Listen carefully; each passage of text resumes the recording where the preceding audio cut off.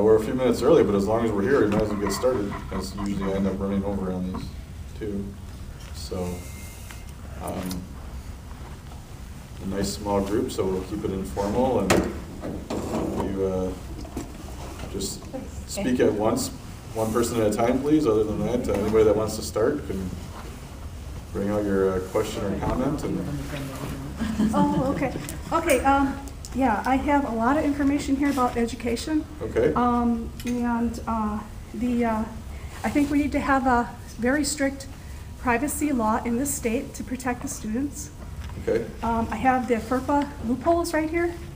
I have the law, the Every Student Succeeds Act. I can briefly touch on a few things. My daughter, she had a Google account in school, and I think I brought this up when I met you in Brownsville at one time. Okay. Yeah, Okay. I was going to say some of this sounds familiar. Yeah. All this, like Canvas, build your own curriculum, Google Chrome, they all have access to my daughter's Google account. Then upon doing more research, I had done a lot of open records requests, and all of these vendors are working all together, especially American Institutes for Research. That is a behavioral and social science research organization. They are all working together. One is EduClimber. That is where I have the invoice of it, where they upload children's behavioral data into that vendor. It's a data warehouse. This is a vendor that Mayville schools are using? Yes. Okay. Yeah. And they would have to, it's like an ongoing, it's ongoing. They would have to cancel it on either end, but I don't believe they canceled it. I also have a report here, design options for an impact evaluation of school-wide positive behavioral supports. It's between Tanglewood Research, and that is a online data collection, a company, and in cahoots with RTI International and Institute of Educational Sciences, U.S. Department of Education. That says in here, it's all inclusive. The student's social, emotional, and behavioral competence. They have Tier 1, Tier 2, and Tier 3. So Tier 1 is for every student and every staff. Okay, Tier 1, it's for reinforcing positive behaviors. Tier 2 includes check-in, check-out, group counseling. Tier 3 interventions include functional behavioral assessments, individual mental health services, and it says because students' needs are assessed regularly and support levels are tied to need, additional interventions and supports can be ideally be delivered as early as possible. Page 6, it says, it talks about that they encourage the schools to do this. It's between leadership team and data collections. The data collection. The final element, outcomes, refers to student academic and behavioral outcome indicators that are relevant and measurable. So they are measuring, how do they measure your behaviors? That's my question. How do they do that? I'm not sure, but I think you have a lot of stuff there, obviously. I have a lot. We only have a half hour scheduled, and we're almost 5 minutes. And Okay. didn't you say that this information is available online to anybody in the world? Oh, yeah. Yeah. Okay, there's a website you can go to. It's Okay. called childabuseintheclassroom.com. All this information is on there. This woman, she fought this back in the 1990s, and it's come to fruition now. But so could you maybe summarize your concerns on what you would like me to focus on? I have a meeting coming up in Okay. a couple of weeks with the Mayville superintendent. Okay. So maybe I could also talk to him about some of this. Yeah, it's the data And collection. we'll look into this website and the information and stuff too, but what's the Okay, there's the so synopsis? much more. I will give you a copy, actually, of the law of my concerns. Okay, Um, that'd be good. From what I gather, because I've seen Sue speak at a school board meeting already, anybody in the world can monitor what your kid's doing. They can, I mean, what the kid writes down their thoughts, goes on Google, boom, you know what the kid's thinking. My daughter had, This had to looks do. like it's a federal What? statute. Yeah, that's the federal law. Okay. Yeah. My daughter had to do, she had to write an assignment on her personality. That's in Google Chrome, or Google account. So everybody has access to that. And I that's, remember- that's inappropriate. Because I do remember this now that we talked about it in Brownsville last year, and we looked into this because it's part of the federal statute. There probably isn't anything that I can change with it, but like I said, when I meet with the local superintendent, I'll talk to him a little bit about it, and That's, I'll yeah. try to learn a little bit more about it. I'll have staff look into this website and gather some more of this information for me. But if it's mostly governed by that federal statute, there isn't anything that I can change on that in Madison, Right. of course. But there's the 10th Amendment. There's nothing in this Constitution that says that education is Federal. federal, yeah, or, Right. yeah, that the rights are to the people. There's nothing in the Constitution that says the federal government should be involved in education. That law is an unconstitutional law. Because they are involved with education.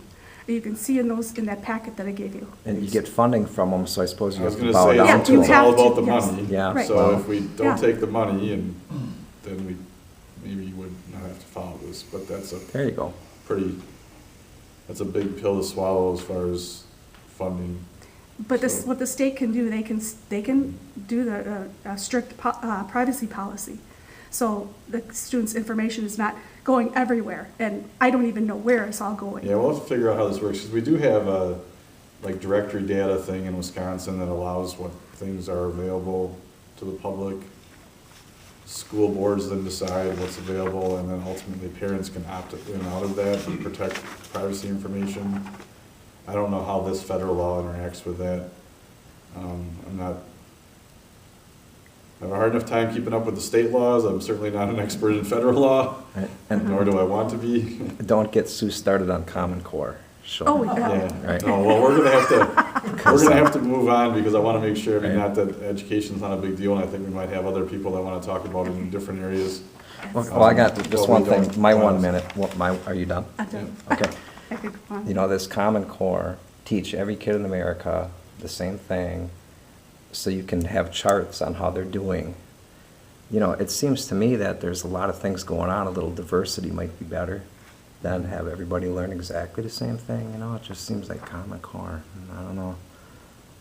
So just, there's so much that people could learn. Why not have one pocket that's good at metals and one pocket that's good at leather interior? I mean, I don't know, something, you know, why does everything have to be Common Core so you can collect data, you know?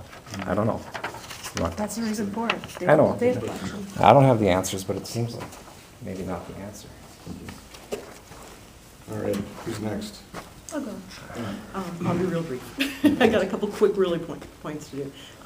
First, just a little tiny bit of background on me. I'm a nurse and a nurse educator. Okay. So, couple things. Medicinal marijuana, let's do it. There's Okay. absolutely nothing, no research that shows that it has any, harmful effects. It's non-addictive. We have a lot of people in pain that would be much more comfortable and much more able to carry on their lives if they were able to use that versus fentanyl or oxy or any of the actual narcotics. Number two, there's a bill apparently in front of you guys about decreasing the number of hours for nursing assistant training. Yep. Super bad idea. Probably promoted by the for-profit colleges that want to crank people out as fast as they can with a limited amount of education, and they don't really care.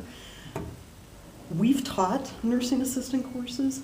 They need way more than 16 hours of actual hands-on training. You do not, we give so much responsibility to those nursing assistants. They are the eyes and ears for the nurse because of the staffing issues that we have.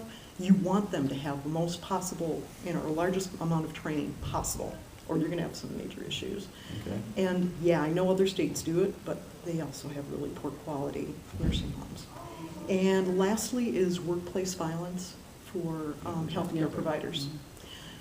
Good I was idea. trying to remember, I was like, I know she's been in my Yeah. office recently, but I could not remember on what topic until you started talking, and I was like, Yeah. yes, she's a nurse. Yep. Nurses Day at Capitol. Yep. Sorry for interrupting, but No, I saw her that was nodding. it. Those were So my we 2 we points. discussed Short, the sweet. workplace thing in some Yep. detail when you were there. Yep, and that's, we're here for the same You're here, reason. okay. Can you go into detail what you mean about violence, what's happening? As of right now, there's sort of an assumption that nurses, we can have patients hit us, spit on us, kick us, call us horrible names, do whatever Kill they us. want, kill us, and, it's just the job. Well, no, it's not. So there is some legislation they're saying that would be made into a felony, Yes. I believe, Class H felony. instead of just, I believe now it's a misdemeanor. And what that does is it causes hospitals, nursing homes, places of healthcare to increase security or stand behind us and say, this is unacceptable, maybe get the police involved if need be, and telling patients that it is wrong to hit, kick, choke, Right. kill. Even mental health people can understand that. Right, you tell them, you Yeah. touch that nurse, you're gonna get dropped. Yes, Mhm. yes. And then see what they do. And then taser their ass. And for years, it's always been, the patient is always right, whatever the patient wants, like we're glorified waitresses. Well, no, we save your ass, when the doctor doesn't know what they're doing and, deserve a little respect and safety. All right. Who's next? Roy, got anything? Or is this Came to listen. came to listen? Yep. Good to see you. Thank you. Oh, I have one more thing. Okay. Not on Your that subject. time's Well, nobody wants to talk. so- We have time for probably more than one more thing unless it's, Okay. unless Okay. it's 20 minutes. but- Well, there's that one thing about Yeah. the AG, what's his Yep. name, Call? Yep. He's pushing red flag laws, Mm-hmm. and that means that anybody can say to the police, well, I feel this person is a danger to somebody or himself. The cops can come in and take away their Yeah. guns. No due process. Yep. Pretty concerning, huh? Yes, it is. Yep. And they need to stop that, Mm-hmm. Yeah, I don't think he'll find support for that in the current legislature. Certainly not from me. I certainly have, in my 6-year history, been a protector of the Constitution and our constitutional rights, and I don't see any reason to change that now. So, it's one thing to talk about public safety and firearms and things like that. It's a whole other thing to talk about taking away constitutional protections like due process and Second Amendment Second rights. Amendment and stuff right? like that. So, it's definitely concerning rhetoric, but so far it's only that. They've proposed no legislation. We have no idea how they're gonna pursue this or try to accomplish it. It's only been him and the governor talking about it. So right now it's just disturbing words perhaps, but not any action of any kind. And we Okay. can't, other than saying that we don't share those thoughts, there's nothing for us to do until they actually put forward something to react to be opposed to or to vote against or anything like that. It's just, Uh-huh. What were the circumstances of doing that? What Like, cases?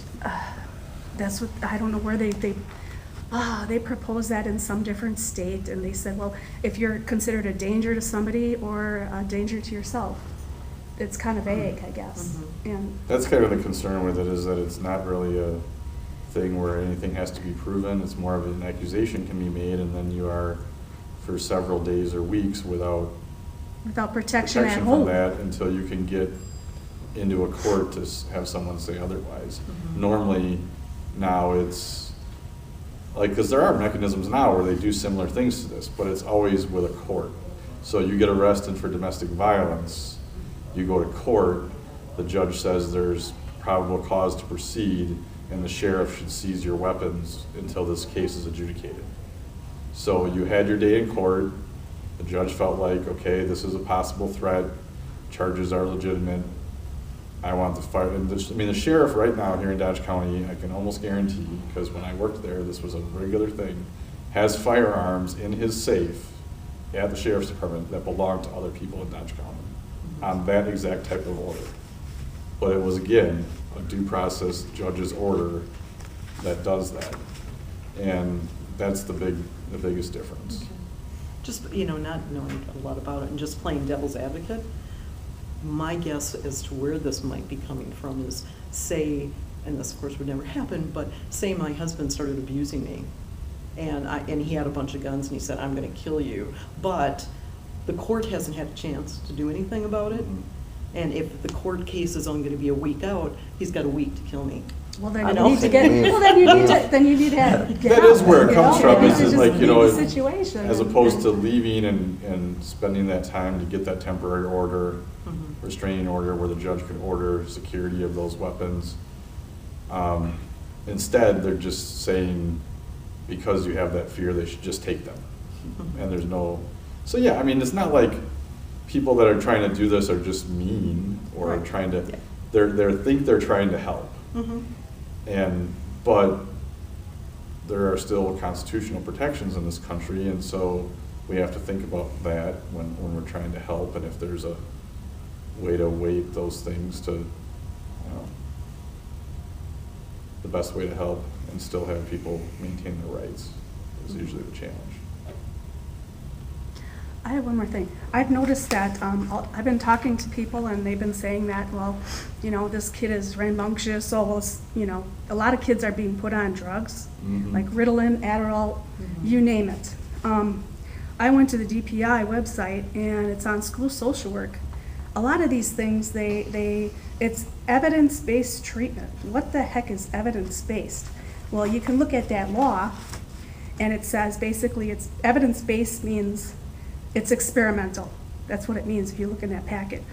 And a lot of these, Asperger's, medication therapy, ADHD, stimulants, behavioral therapy, Ritalin, Adderall, Dexatrine, Cylert, autism medications, bipolar, lithium, some other medications, conduct disorder, Ritalin or lithium, dyspnea, I don't know, medications,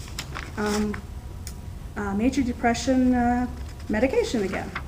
And what I had talked to somebody today and they had told me that there is what's it called? Center. The Block Center.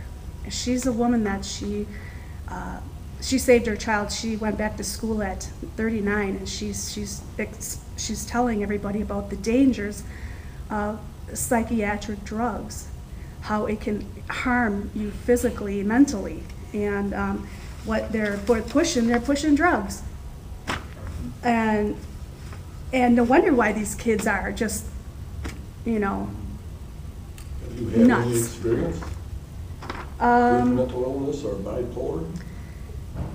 Not me or my family. Well, then you've got to look into that. Yeah. It's a And this very, isn't very something the tough state can situation. take care of right now. What's that? I don't think this is something the state can take care of. Right. Right. Evidence. And What just we to could do with clarify, The health that is, we could have more mental health Mhm. support Yes. from our government. Now we're getting into an area that I might be able to play a role in. right. I don't know if the government should be involved in mental health. Providing It's providing Having funds. nurses, having Well, social funding Okay. workers. comes, funding Let's I bring it know. back to, with let's bring it back stipulations. to expressing concerns to me or questions to me. Let's not get into a debate in the crowd Obviously, here. we need more help. You can do that after I leave if you really want to. Yeah. But So, with- Diane, yeah. Yeah, I think it might be a good idea for you to explain what this lawsuit is going on for about a special session. I could try, yeah. Yeah, it's Um, ridiculous. So, well, first of all, the lawsuit is just basically what happens now in Wisconsin if you have any legislation that's passed that has some controversy. It's standard procedure that someone will sue, and we'll be in the process of working through that.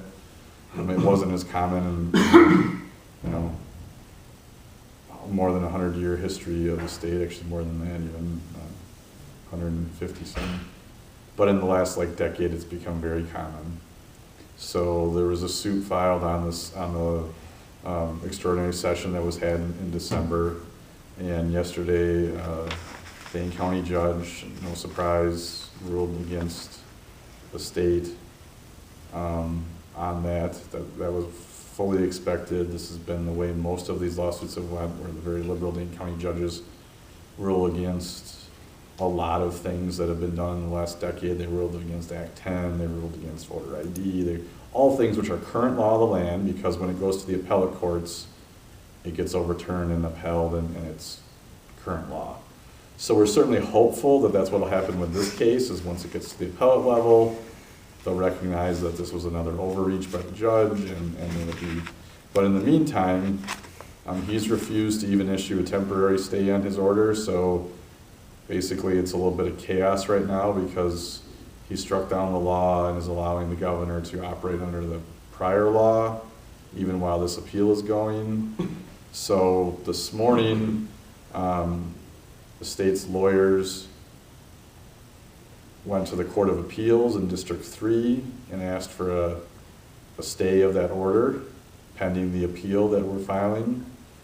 So we're certainly hopeful that later today the Court of Appeals will say, whoa, let's wait a minute, let's not do this, the law's on, the law's off thing, back and forth, let's just stay everything, the law's still on, let the Court of Appeals hear it, and then if necessary, the Supreme Court, which I'm sure will be necessary because whichever side wins at the Court of Appeals, the other side will appeal to the state Supreme Court, but that's fine, that's our judicial process. Let it work. I think the most important thing would be just to stay things under current law that we've been operating under since December, so that we're not doing this back and forth thing till it gets settled by the Supreme Court. That's kind of where it's at. Would have been even better to have some bipartisan support for it and not try to sneak it in before the new government got in. Well, bipartisan support is always a two-way street, and right now we don't have any interest from the governor really in working with us at all. Hopefully that'll change as we continue through the budget process, but right now it's pretty negative down there. Because, I mean, Gary? regardless if we're Republican or Democrat, we put you people into office Mhm. to work together, to play nice in the sandbox, to act like, you know, well-civilized children, not, you know, and even beyond, adults, Mhm. to help make decisions for the betterment of all of our state, not just the Republicans or not just the Democrats. And I'd really like to see more of that happening instead of, oh, you know. Well, we'd certainly like to do that. We'd hope to get back to that. I mean, I've only been in for 60 years, but the 3 terms that I've been in, anywhere from 92 to 94% of everything we've passed in the legislature in my 6 years has been bipartisan. It's that extra 6 or 7% that makes up about 20 to 30 bills every year that aren't, and they're controversial, because then they're not. But it's a very small fraction in the big picture. Those are the ones that get all the media attention, because when we're playing nice in the sandbox, as you said, no one wants to write about that because that's apparently a boring story to read. So you don't hear about most of those, but that's how 90-some% of every law has been made since I've been in the legislature. I'm hopeful that this session it'll be the same way. Right now we're not doing very many laws though, because it is very contentious. And you know, that's where we're at. Well, hopefully at some point we can start working better together again, because that would be for a better budget, I think. But we're not the only ones that get a say in that. And also you mentioned elections and sending us there to do things and stuff. That's one of the things that I think is most important right now, is because we keep hearing from the governor, there was an election, I was elected, I should get to do my things. That's not how it works, folks. There are 3 branches of government. We talked about the courts already. The legislature is there. I was duly elected to represent this area with 63% of the vote. I have a majority of constituents here to represent that did not vote for the governor. And so while we can work together on a lot of things, there's areas of common ground, there's issues that I work on in my time in the legislature, like criminal justice, where I think there's common ground and we can work on some stuff. hopefully transportation, certainly education. We made major investments in K-12 education in the last budget. I think we will again. So hopefully that's some area that we can